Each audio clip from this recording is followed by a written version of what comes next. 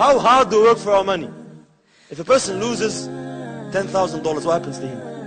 Have you ever seen a person that just lost $10,000? He got stolen 10 grand. He was in the mosque and he lost 10 grand. What happens?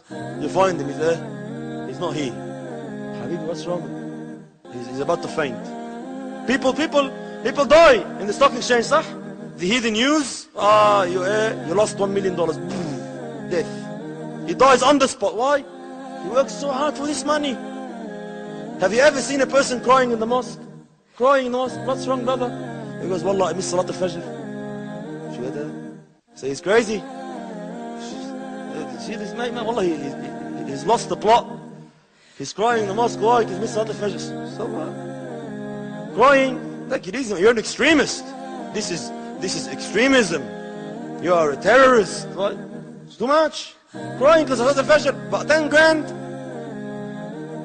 Yeah, understand. If you lose a kid, people understand. You lost your car, people understand. But you missed Salat al-Fajr in the mosque. What's the story?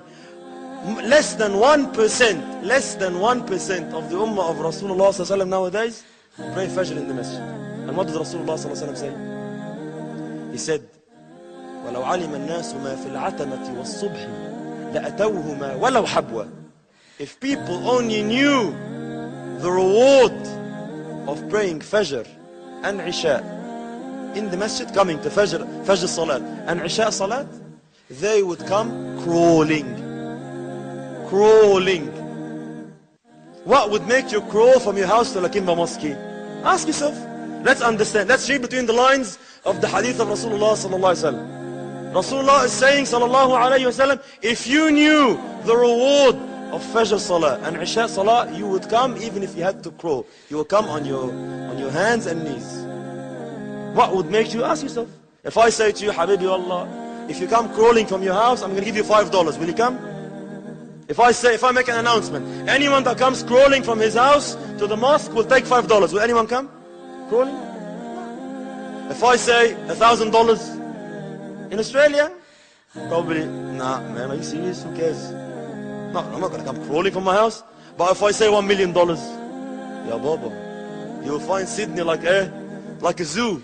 Sah? Why? Every $1 million, like I'll come on my head. $1 million. Sah wa la? Rasulullah is saying, if you knew the reward of Fajr, you would come crawling. What does that mean? What does that mean? It means simply that Salat al-Fajr is more valuable than $1 million. It's more valuable than $1 million. Who is saying this? Who is saying this to us? Rasulullah sallallahu alaihi wasallam. وَمَا يَنْتِقُ عَنِ الْهَوَىٰ إِنْ هُوَ إِلَّا وَحْيٌ يُوحَىٰ. What does this mean? It means that Salat al-Fajr is more valuable than $1 million. Have you ever seen a man that lost $1 million? Oof. Who said? He will die. People will die. So this is how we should feel if you miss Salat al-Fajr in the masjid. But what? This is where we test our hearts. What is really of value in your heart? Is it really deen, as you are claiming? Is the love of Allah and His Messenger, as you are claiming? Or this heart is full of dunya? Full of love for worldly things.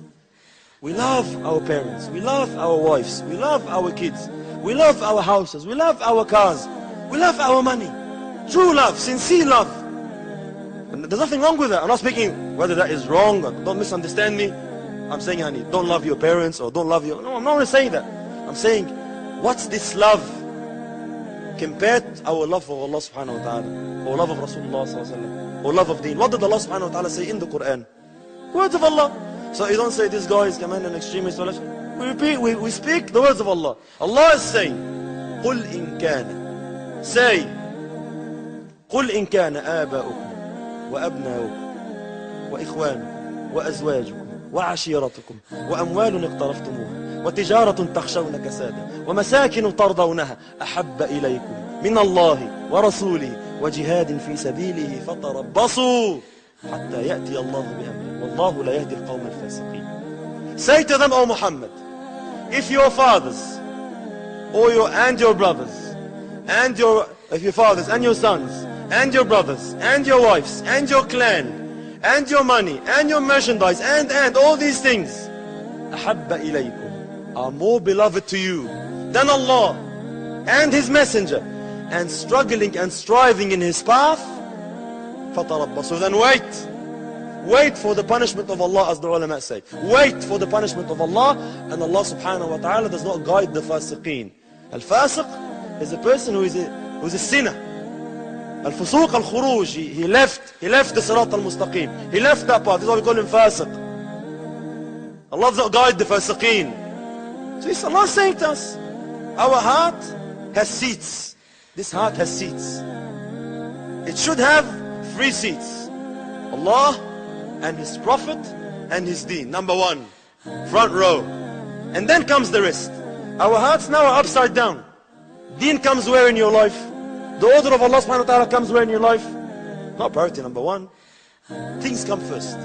This is what I'm saying. If these things, if these 8 things are more beloved to you than Allah and His Messenger, and struggling and striving in His path, then wait for Allah's punishment. It's the word of Allah. Open the book of Allah subhanahu wa ta'ala. The book of Allah is between us. This is why Allah subhanahu wa ta'ala said, أَفَلَا يَتَدَبَّرُونَ الْقُرْآنِ. Don't they ponder, don't they understand the words of Allah subhanahu wa ta'ala? Don't they look deep into the words of Allah? أَمْ عَلَى قُلُوبٍ أَقْفَالُهَا. Or have these hearts, or do these hearts have locks on them?